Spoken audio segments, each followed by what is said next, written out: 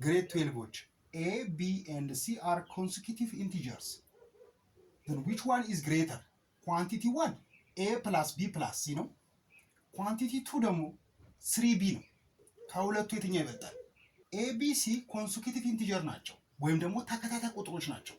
ሶስት ተከታታይ ቁጥሮች a b c ቢኖሩና ሶስቱን መደመር ማለት 3 ሲባዛ በመሃለኛው ቁጥር በb ብታባዙ ውጤታቸው አንድ ነው።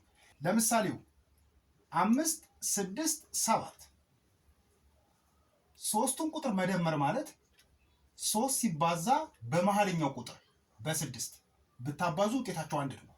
የዚህም 18 ነው፣ የዚህም 18 ነው። ደስ ያላችሁን ቁጥር 1 2 3 ውሰዱ። ይሄን ሶስቱን ቁጥሮች መደመር ማለት 3 ሲባዛ በመሃለኛው ቁጥር ማለት ነው። 3 ጊዜ 2 6 ነው። ሶስቱን ስደምሯቸው 6 ነው።